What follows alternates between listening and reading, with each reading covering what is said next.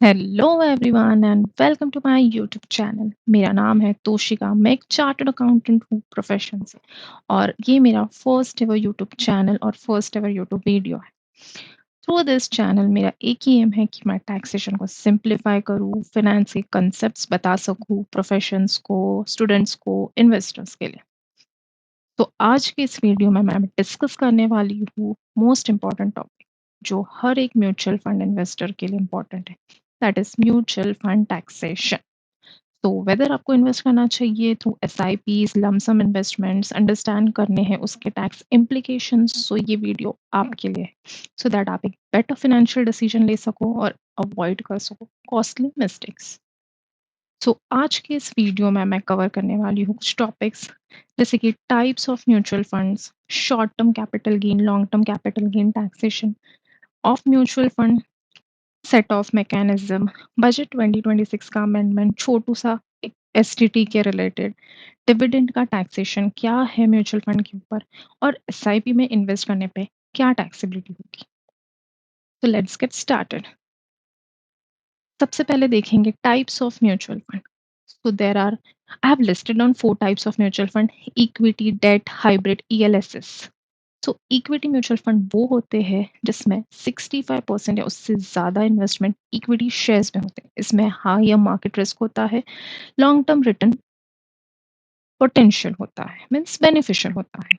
अगर date mutual fund की बात करें तो less than 65% of share date funds में होता है, मतलब कि गवर्नमेंट सिक्योरिटीज, कॉर्पोरेट बॉन्ड, इन सब में इन्वेस्ट किया जाता है। इसमें फिक्स्ड इनकम मिलता है। नेक्स्ट बात करते हैं हाइब्रिड फंड। हाइब्रिड फंड एक कॉम्बिनेशन मिक्स होता है इक्विटी और डेट का। इसका टैक्स ट्रीटमेंट डिपेंड करता है कितना पोर्शन इक्विटी में है एंड कितना पोर्शन डेट में है। अगर 65% या उससे ज़्यादा इक्विटी म्यूचुअल फंड्स है उस हाइब्रिड फंड में, तो वो टैक्स होगा as per equity mutual fund. अगर 65% या उससे ज़्यादा डेट में है तो it will get tax as per debt mutual fund. ELSS mutual fund क्या है जानते हैं। सबसे पहले तो इसका एक लॉक इन पीरियड होता है, मैंडेटरी 3 इयर्स का लॉक इन पीरियड होता है। मार्केट लिंक्ड रिटर्न्स मिलते हैं, और सेक्शन 80C पुराने एक्ट के अकॉर्डिंग, और सेक्शन 123 रेड विद शेड्यूल नए एक्ट के अकॉर्डिंग डिडक्शन मिलता है। नेक्स्ट जानते हैं इक्विटी म्यूचुअल फंड का taxation. Short term capital gain and long term capital gain depend करता है पीरियड ऑफ होल्डिंग के ऊपर। अगर period of holding less than या इक्वल टू 1 ईयर है then it will get classified as short term capital gain, and अगर more than 1 year है तो it will get classified as long term capital gain. Short term का capital gain tax fix flat rate है 20%। कोई slab rate का benefit नहीं मिलेगा, ना ही 12 लाख का एग्जिबिशन एप्लीकेबल है। मीन्स अगर आप 12 लाख के अंदर फॉल कर रहे हो आपका इनकम, बट आपका शॉर्ट टर्म कैपिटल गेन है, तो उसके ऊपर एग्जेम्पशन नहीं मिलेगा, आपको 20% का टैक्स भरना ही पड़ेगा मैंडेटरली। टैक्स प्रॉफिट पे इम्पोज किया जाता है, ना कि लॉसेस पे। लॉन्ग टर्म कैपिटल गेन का टैक्स रेट है 12.5%, बट आपको एक एग्जेम्पशन मिलेगा 1,25,000 एवरी ईयर। इसका मतलब अगर आपका गेन हो रहा है, फॉर एग्जाम्पल 2 lakhs तक आपका गेन हुआ, तो आपको एग्जेम्पशन मिलेगा 1,25,000 का लॉन्ग टर्म के ऊपर। सो बाकी का जो बैलेंस 75,000 बचता है उस पे आपको पे करना है 12.5%। नेक्स्ट बात करते हैं डेट म्यूचुअल फंड टैक्सेशन की।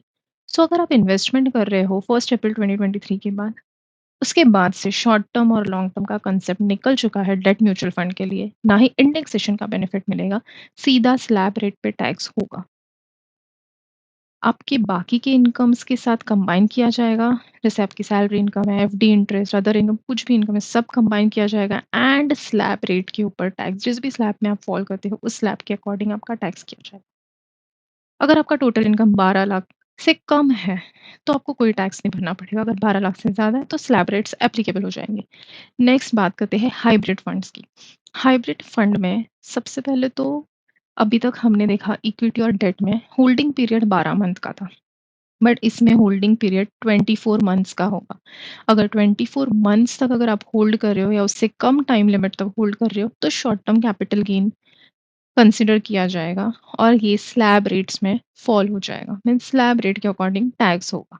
अगर आपका होल्डिंग पीरियड 24 मंथ या उससे ज़्यादा है एंड अगर आपको, तो ये क्लासिफाई हो जाएगा लॉन्ग टर्म कैपिटल गेन।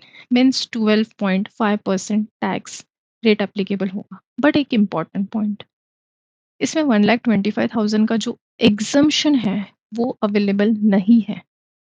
अगर हाइब्रिड फंड में इन्वेस्ट कर रहे हो, लॉन्ग टर्म कैपिटल गेन है, फिर भी 1,25,000 का एग्जम्पशन अवेलेबल नहीं रहेगा आपको। Next, ELSS funds, equity link saving scheme funds, ये बेसिकली टैक्स सेवर है।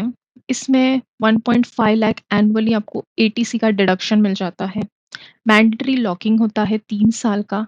टैक्स रेट होगा लॉन्ग टर्म, शॉर्ट टर्म दोनों क्लासीफाई होगा। 12.5% पे लॉन्ग टर्म टैक्स हो जाएगा, 20% पे शॉर्ट टर्म। इसमें आपको एग्जाम्शन भी मिलेगा 1.25 लाख का लॉन्ग टर्म कैपिटल गेन्स पे। नेक्स्ट आता है आईटीआर फाइलिंग की बात। अगर आप म्यूचुअल फंड में इन्वेस्ट कर रहे हो, आपको सिर्फ लॉसेस है। बहुत लोगों का मानना होता है कि मुझे सिर्फ लॉस हो रहा है तो मैं क्यों रिटर्न फाइल करूं, मुझे टैक्स पे ही नहीं करना है। बट नो, इफ अगर आपको लॉसेस हो रहे हैं तो भी आपको रिटर्न फाइल करना मैंडेटरी है, बिकॉज वो लॉसेस 8 ईयर्स तक कैरी फॉरवर्ड होते हैं। अगर इस साल आपने टैक्स रिटर्न फाइल करके आपके लॉसेस डिक्लेयर किए, रिपोर्ट किए आपके लॉसेस, सो नेक्स्ट ईयर अगर आपको गेन हुआ तो उस लॉसेस को आप सेट ऑफ कर सकते हो आपके गेन्स के साथ। So that will be a future benefit. So please keep in mind, आपको आईटीआर फाइल करना है इवन दो अगर आपको लॉसेस हो रहे हैं। और जैसे कि मैंने कहा था कि बजट में एक अमेंडमेंट आया था 2026 में कि जो एसटीटी है वो इंक्रीज हो चुका है। तो जो एफएनओ में, यानी कि फ्यूचर्स एंड ऑप्शंस में ट्रेड करते हैं, उन लोग के लिए थोड़ा कॉस्ट भी हो गया है अभी। तो दिस वाज अ छोटू सा अमेंडमेंट। नेक्स्ट बात करते हैं set of mechanism, short term capital loss and long term capital loss. अगर आपको शॉर्ट टर्म कैपिटल लॉस हुआ है तो आप सेट ऑफ कर सकते हो short term capital gain and long term capital gain दोनों के अगेंस्ट। एंड कुछ अगर बच जाता है तो आप वो कैरी फॉरवर्ड कर सकते हो फॉर फ्यूचर 8 ईयर्स।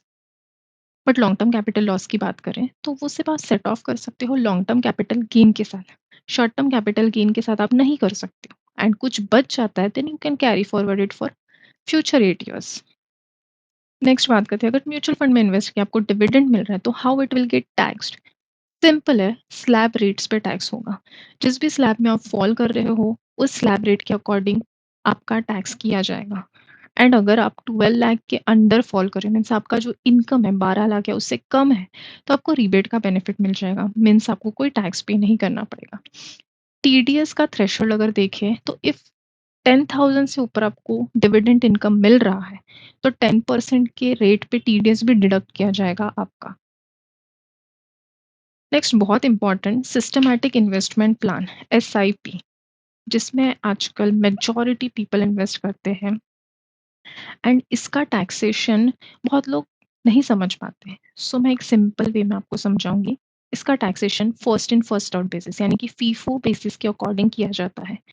मतलब जो पहले परचेस किया वो पहले सेल आउट होगा एंड उस पे टैक्स अकॉर्डिंगली लगेगा। सो मैं एक एग्जांपल के साथ आपको एक्सप्लेन करती हूँ।